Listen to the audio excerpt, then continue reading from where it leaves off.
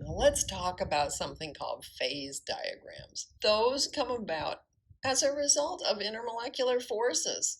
Whether my substance is solid, liquid, or gaseous is going to depend on an interaction between the strength of the intermolecular forces, the temperature of the sample, and the pressure that it's subjected to. So let's talk a little bit about pressure. That's going to become important in other chapters as well as this one. What is pressure? Well, it is a ratio. That means I'm going to take the force that is applied to a surface area. So I've got a force divided by the surface area. All right, how do I understand that? Let's say that I have a 150-pound woman wearing flats. You could sit there and measure what the surface area is of her shoe on the ground. Now let's put that 150-pound woman in a set of stiletto heels. And that tiny little heel is now going to have way more pressure on it because it's such a small surface area, and it's still the same amount of force, the same weight applied. So atmospheric pressure is literally the weight of all of the air of the Earth pressing down on the surface divided by the surface area. So a standard atmosphere, that is what we call the average pressure at sea level. We normally just call it 1 atmosphere. But there are other units of measurement for pressure. So it could be 101.3 kilopascals, or 1.013 bar, or 1013 millibar. Okay, that's great, wonderful. Most of the time we'll try to work in atmospheres, but you do need to be aware of the fact that it can be expressed in different units. So phase diagrams are put together so that the pressure is on the y-axis and the temperature is on the x-axis. And then they tell you what phase of a substance you're likely to encounter at a particular temperature and pressure. Generally speaking, there's 3 regions that correspond to the 3 gas, liquid, solid states of matter. And the lines that occur, they're usually more curvy than linear, all right? But we'll just say lines, and you can look at the graph and say, yeah, that's not really a line, it's more of a curve, but that's all right. The lines that separate the regions are where the 2 phases occur in equilibrium. Like if you had a cooler full of ice, some of it melts, and you look in it, it's like, oh yeah, it's exactly 0 degrees Celsius in my cooler now. I have water and ice, they're in equilibrium, none of it's melting anymore. There is also something called the triple point, where you have all 3 phases at the same time. Wow. So all the different processes where you're switching from one phase to another, whether it's freezing and melting, boiling and liquefaction, sublimation and deposition, they're all happening at the same time and they're all in equilibrium. Another special point on a phase diagram is the critical point. It turns out that if you get to a particular temperature and pressure, the liquid and gas phases have achieved the same density, and you can no longer tell them apart. Whoa, that's trippy. And there's a supercritical fluid. That's once you've gone above that temperature and pressure at the critical point, you simply call it a fluid because you can't tell the difference between it being a liquid and a gas. And both of those are capable of motion, of flowing. So we'll just call it a fluid instead. To demonstrate what I just said, what I just described, here's a phase diagram of a particular substance. This happens to be carbon dioxide. So we see there are 3 areas: solid, liquid, and gas. And then this area where they're labeling it as supercritical fluid. Now this line and this line, these 2 purple lines on here, don't normally even show up on a phase diagram. This is on here to explain where this occurs.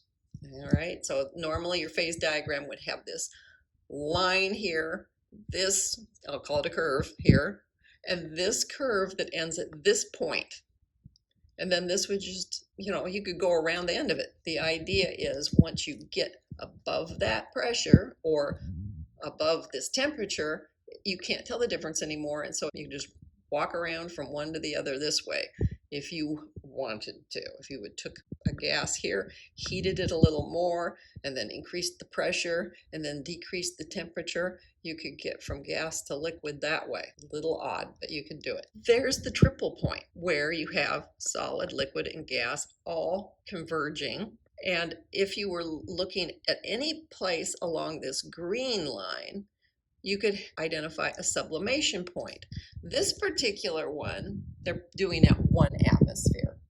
So if you go and you get some dry ice down at the grocery store to keep things really cold, dry ice is actually carbon dioxide, and it will sublimate, and that's why it's called dry. It never becomes a liquid, so it won't get anything soggy.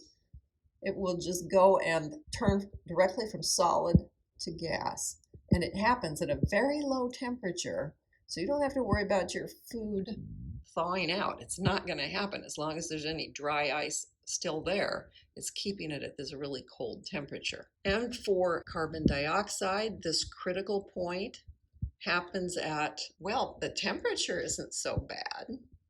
That's kind of warm, but it's certainly not as warm as Merced in the summer. Okay. Whoa, but 73 atmospheres. Well, that's a lot of atmospheres. So this pressure of where you're looking at the difference between gas and liquid disappearing happens at a rather nasty amount of atmospheric pressure. So this is another phase diagram. This is for water, which, we're all extremely interested in. We see it has different shapes, but the solid still exists over this direction, the gas still is existing over in this direction, and the liquid's up here. Okay, in that way it's still the same, but the actual curves that occur are very different. We see a triple point right here. It's very nearly 0 degrees Celsius, but the number of atmospheres is extremely low. So that's very difficult. At 1 atmosphere, this is what we normally experience. So we think of, ice existing until 0 degrees Celsius, at which point it melts and becomes water, the liquid, and that will persist until you heat it up to 100 degrees Celsius. So this is our normal idea, that it goes from solid at very low temperature to liquid at normal temperatures to gas at very high temperatures. That explains what's going on when we start talking about a melting point and a boiling point. For, you could do this for a metal too, because if you heat a metal up enough, it becomes liquid. And if you heat it even more, you can make it into a gas. And here's our critical point. And up here in the corner is that supercritical fluid thing. It will happen for water too, but it's at an extremely high temperature and high pressure. So you're not likely to see it in water ever. Notice, this is something that is a little different than the last graph. This ice melting line actually curves backwards a little bit. That is very unusual. Most are like the previous graph, where it curves over here to the right, not backwards towards the left. This helps explain why water will expand as it freezes. Most things don't. They get smaller. You think about temperature going down, you always think of things shrinking. In the case of water, no. When you freeze it, it puffs up. If you try to freeze a completely full can of soda pop and you succeed, it's going to, at the very least, pop that bottom part out, because you know how it's curved up like this on the bottom. If it freezes, it'll pop that out. You may freeze it hard enough that the whole can explodes, which makes one heck of a mess. I speak from experience on this. Here's a question that you might encounter in the future, something like this. You're trying to describe the phase changes that take place when a sample of water, all right, we've got a sample of water. We're going to increase the pressure starting from this extremely low pressure to quite high pressure at a constant temperature. And then, after we've gotten up to the 100 atmospheres, we'll warm it, keep the pressure at the 100, and change the temperature. That is going to require a phase diagram. So there's the phase diagram. And The temperature that is going to stay constant has been marked, and the pressure that is going to stay constant is marked. So that you can just go on here and say, okay, at this extremely low pressure, I am a gas, even though the temperature is quite cold. But as I increase the pressure, I'm going to undergo deposition, changing from gas to solid. Okay, now I'm a solid. I'm going to remain a solid all the way to here. Now that I'm at the 100 atmospheres, now I'm going to start to warm up. And I will turn into a liquid at some temperature that is slightly less than 0 because of the curve backwards here. And then I will remain a liquid until, wow, a little over 300 degrees Celsius. And then I will be able to become a gas. That's how you read that. So you can see I've written that sort of thing right here so that you can walk through it yourself and understand how that took place. But you would see deposition and then melting and then boiling.